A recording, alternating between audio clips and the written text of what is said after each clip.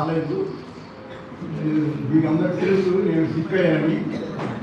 కాబట్టి దేవుని మహాకృప చేత నన్ను తిరిగి చేశారు. దేవుడి స్తోత్రాలు. మీ అందరికీ వందనాలు. నా కొరకు మీ ప్రార్థన చేశారు చాలా మందికి వందనాలు.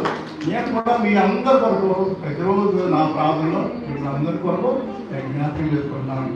దేవుడు నమ్మదగిన దేవుడు, దేవుడు విడిచిపెట్టే దేవుడు కాదు, సదాకాలం మనతో ఉంటాడు. కాబట్టి కీర్తన 51 ప్రభువా నాకు మొరబెట్టును, దీన్ని విడిపిస్తాను, నేను మహింపెడతాను. కీర్తన 50 కీర్తన 17 వచ్చింది. అదే ఇక 46 కీర్తనలో కూడా ఆపత్కాలంలో మొరబెట్టును, నేను సహాయం చేస్తాను. అలాగే మరి యాకోబు పత్రికలో కూడా 5వ అధ్యాయం 13 నుంచి అందులో కూడా ఉంది. ఆ కష్టకాలంలో మొరబెట్టమన్నాడు, ప్రార్థన చేయమన్నాడు. సంతోషంగా ఉన్నప్పుడు స్తుతించమన్నాడు. రోగంగా ఉన్నప్పుడు సంఘ పెద్దలు పిలిపించి ప్రార్థన చేయమన్నాడు. ఆ యొక్క వ్యక్తి మీద నూనె రాసి ప్రార్థన చేయమన్నాడు. విశ్వాసమైన ప్రార్థన ఆ వ్యక్తిని స్వస్థపడుతుంది. కాబట్టి విశ్వాసంతో ప్రార్థన మనం చేస్తే దేవుడు నమ్మదగిన వాడు. 2 దశలోనికలుగా 3వ వచనంలో ఏముంది? దేవుడు నమ్మదగిన వాడు. దేవుని బిడ్డల్ని సాతానుడికి వదిలిపెట్టడు. సాతానుడు ఎప్పుడు వెంటాడుతూ ఉంటాడు, కానీ దేవుడు వాచ్మెన్ లాగా ఈ గోయింగ్ టు గాడ్ కాదు. దేవుడు నమ్మిన బిడ్డల్ని ఎన్నడూ విడిచిపెట్టే దేవుడు కాదు.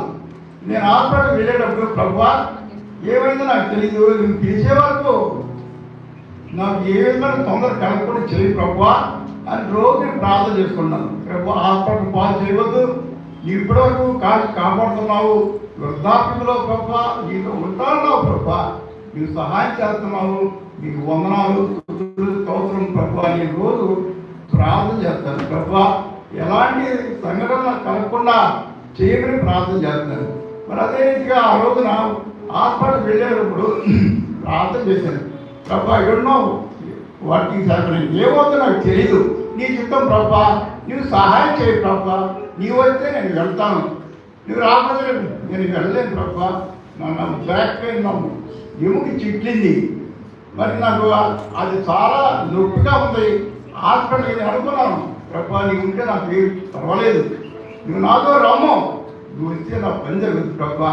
ఆ డాక్టర్స్కి మంచి జ్ఞానం తెచ్చాను ఆయన, తెలివి తెచ్చాను ఆయన, వాళ్ళు ఎగ్జామ్ చేస్తారు, ఏం చేస్తారో అని నేను ప్రార్థన చేసి వెళ్ళాను. ప్రభు నాతో వచ్చారు, మరి ఎక్స్రే తీశారు, ఎముక చిట్లింది, కానీ సార్ మీకు ఆపరేషన్కి ఏం వద్దు, మీరు 6 వారాలు రెస్ట్ తీసుకోండి, కదలొద్దు, ఏం చేయదు, ఆపరేషన్ నాట్ నెసరీ.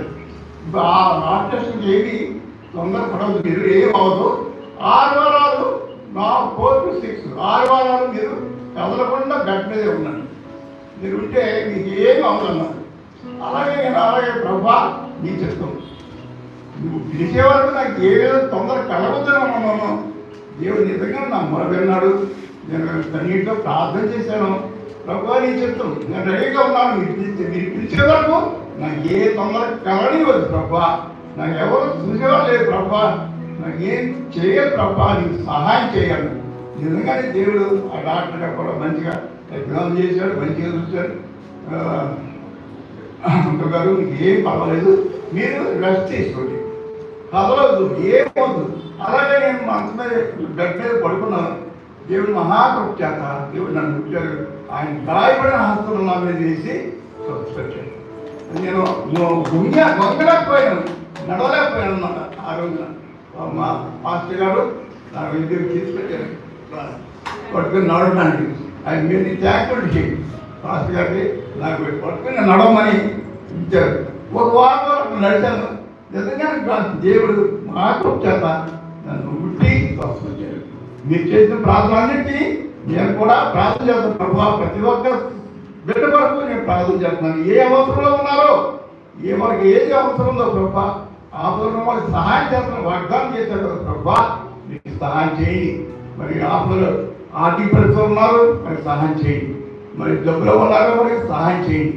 మరి చిన్న కొరకు ప్రార్థన చేస్తున్నాను ప్రభా, ఈ మోర్వాన్ని